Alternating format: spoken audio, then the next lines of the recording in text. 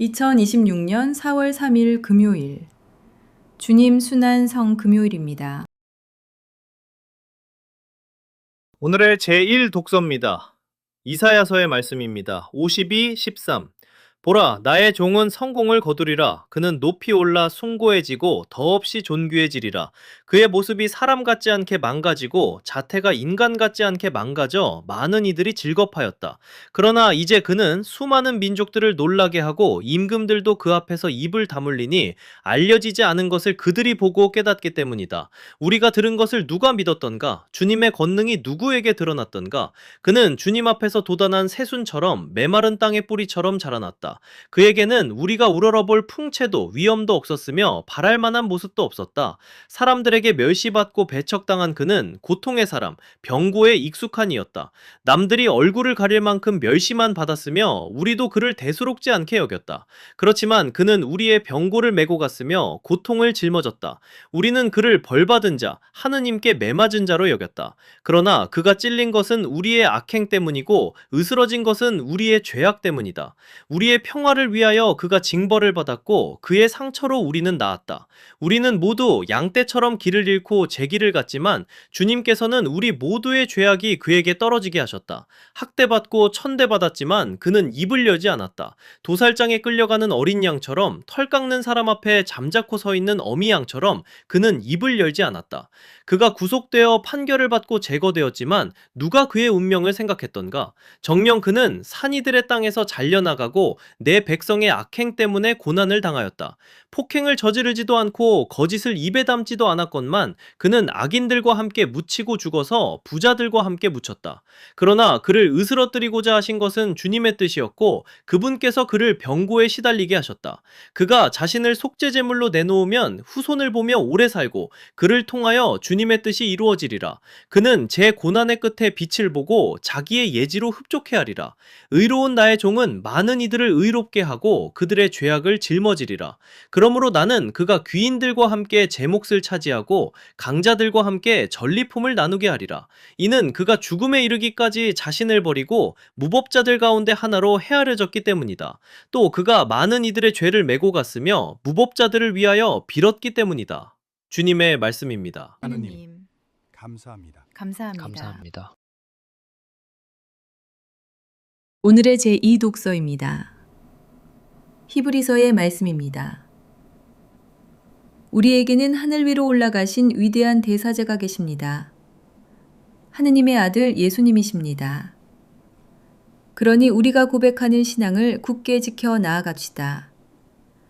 우리에게는 우리의 연약함을 동정하지 못하는 대사제가 아니라 모든 면에서 우리와 똑같이 유혹을 받으신 그러나 죄는 짓지 않으신 대사제가 계십니다.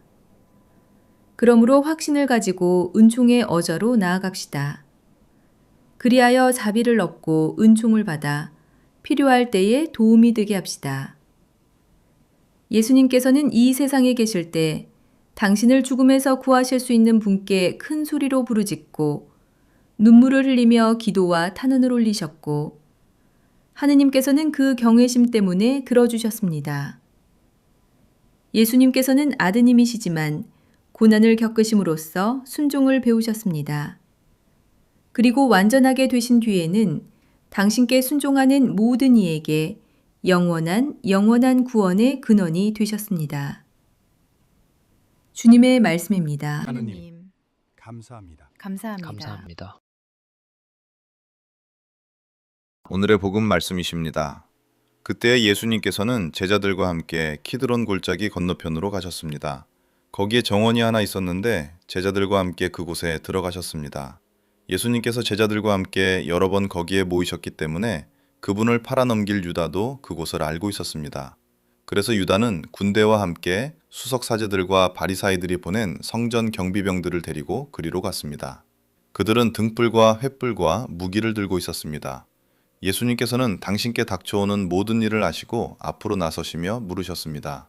누구를 찾느냐? 나자렛 사람 예수요. 나다. 예수님께서 나다 하실 때 그들은 뒷걸음치다가 땅에 넘어졌습니다. 예수님께서 다시 물으셨습니다. 누구를 찾느냐? 나자렛 사람 예수요.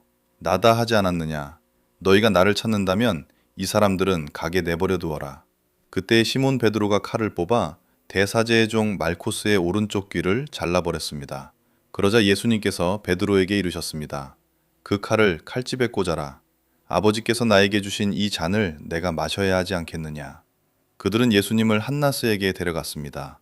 베드로와 또 다른 제자 하나가 예수님을 따라갔습니다. 그 제자는 대사제와 아는 사이여서 예수님과 함께 대사제의 저택 안뜰에 들어갔습니다. 문지기 하녀가 물었습니다. 당신도 저 사람의 제자 가운데 하나가 아닌가요? 나는 아니요. 베드로는 불을 쬐었습니다. 대사제는 예수님께 제자들과 가르침에 관하여 물었습니다. 예수님께서 대답하셨습니다. 나는 세상 사람들에게 드러내놓고 이야기하였다. 나는 언제나 회당과 성전에서 가르쳤다. 은밀히 이야기한 것은 하나도 없다. 그런데 왜 나에게 묻느냐? 내가 말한 것을 들은 이들에게 물어보아라. 곁에 서 있던 경비병 하나가 예수님의 뺨을 치며 말하였습니다. 대사제께 그따위로 대답하느냐? 내가 잘못 이야기하였다면 증거를 대보아라. 그러나 내가 옳고 이야기하였다면 왜 나를 치느냐? 베드로는 불을 쬐고 있다가 사람들이 묻자 또다시 아니라고 부인하였습니다. 사람들이 예수님을 카야파의 저택에서 총독 관저로 끌고 갔습니다. 빌라도가 나와 물었습니다. 무슨 일로 저 사람을 고소하는 것이요? 저자가 범죄자가 아니라면 우리가 넘기지 않았을 것이요. 여러분이 데리고 가서 재판하시오. 우리는 누구를 죽일 권한이 없소. 빌라도가 안으로 들어가 물었습니다. 당신이 유다인들의 임금이요. 그것은 내 생각으로 하는 말이냐? 아니면 다른 사람들이 말해준 것이냐? 내 나라는 이 세상에 속하지 않는다. 내 나라는 여기에 속하지 않는다. 아무튼 당신이 임금이라는 말 아니요? 내가 임금이라고 내가 말하고 있다. 나는 진리를 증언하려고 태어났으며 진리를 증언하려고 세상에 왔다. 진리에 속한 사람은 누구나 내 목소리를 듣는다. 진리가 무엇이요? 나는 저 사람에게서 아무런 죄목도 찾지 못하겠소. 그런데 파스카 축제 때에 죄수 하나를 풀어주는 관습이 있어. 유다인들의 임금을 풀어주기를 원하오. 그리하여 빌라도는 예수님을 데려다가 채찍질을 하게 하였습니다. 군사들은 가시나무관을 씌우고 자주색 옷을 입히고 뺨을 쳐댔습니다. 유다인들의 임금님 만세. 보시오, 내가 저 사람을 데리고 나오겠소. 자, 이 사람이요. 십자가에 못 박으시오. 여러분이 데려다가 십자가에 못 박으시오. 나는 죄목을 찾지 못하겠소. 자기가 하느님의 아들이라고 자처하였기 때문이요. 빌라도가 다시 물었습니다. 당신은 어디서 왔소? 나에게 말을 하지 않을 작정이요? 나는 당신을 풀어줄 권한도 있고 십자가에 못 박을 권한도 있다는 것을 모르시오? 내가 위로부터 받지 않았으면 나에 대해 아무런 권한도 없었을 것이다.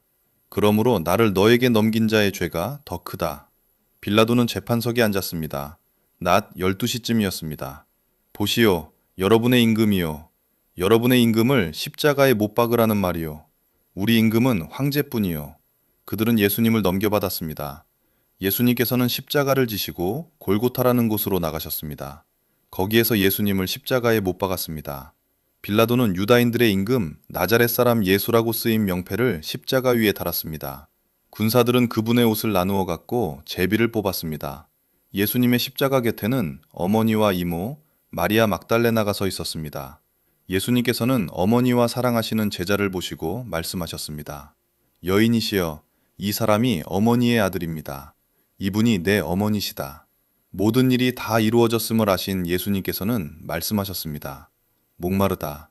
사람들이 신 포도주를 입에 갖다 대었습니다. 예수님께서는 말씀하셨습니다. 다 이루어졌다.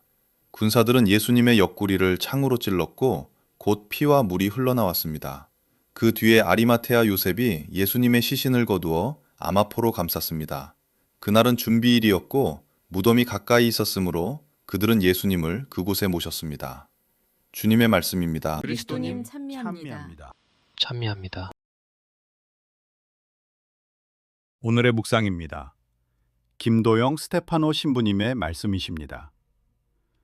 오늘 우리가 거행하는 이 전례는 그 어느 때보다 무거운 분위기 속에서 예수님의 죽음을 기억합니다. 1년에 한 번 늘 곁에 계시던 예수님의 부재를 가장 뚜렷이 체험하는 날입니다. 그런데 우리는 이 날을 거룩한 날이라 부르고 순환기를 장엄하게 선포합니다. 바로 여기서 십자가의 신비가 드러납니다. 예수님께서는 치욕스러운 순환으로서 부활의 영광에 이르셨습니다. 그 치욕은 모욕이 아니라 사랑으로 가득 차 있었기에 하느님의 뜻이 드러난 영광이었습니다. 오늘 순환기에는 여러 인물이 나옵니다. 예수님을 배반한 유다와 그분을 배척한 수석 사제들과 바리사이들, 책임을 회피한 빌라도, 군중, 그리고 끝까지 함께한 여인들, 아리마테아 출신 요셉까지. 그들을 보며 우리 스스로 묻게 됩니다. 나는 그들 가운데 누구와 닮아 있는가? 우리 삶에도 빛과 어둠, 기쁨과 고통이 함께 존재합니다. 죄와 악이 우리를 상처 입히고 두려움이 우리를 옥죄는 현실 속에서 살아갑니다. 그러나 그리스도인은 십자가가 절망으로 끝나지 않음을 믿습니다. 십자가는 죽음을 넘어 부활로, 패배를 넘어 승리로 이끕니다. 예수님께서 말씀하셨습니다. 누구든지 내 뒤를 따르려면 제 십자가를 지고 나를 따라야 한다. 그러므로 우리도 날마다 자기 십자가를 지고 주님을 따라야 합니다. 오늘은 예수님의 부재를 체험하면서도 오히려 그분의 존재를 가장 깊이 묵상할 수 있는 날입니다. 구원을 위하여 당신 자신을 내주신 그 사랑 앞에서 우리 스스로 물어봅시다. 예수님의 순환 앞에서 나는 어떤 사람인가? 그리고 나에게 예수님은 어떤 분이신가? 십자가 위에서 모든 것을 내어주신 예수님의 깊은 사랑을 묵상하며 오늘 하루 그 거룩한 희생을 우리 삶의 자리에서도 기억할 수 있기를 바랍니다. 오늘 함께 해주셔서 감사드리며 영상을 보시는 모든 분의 가정에 주님의 평화와 위로가 가득하시길 기도합니다. 영상이 도움이 되셨다면 구독과 좋아요를 통해 복음의 기쁨을 나누어 주시면 큰 힘이 됩니다.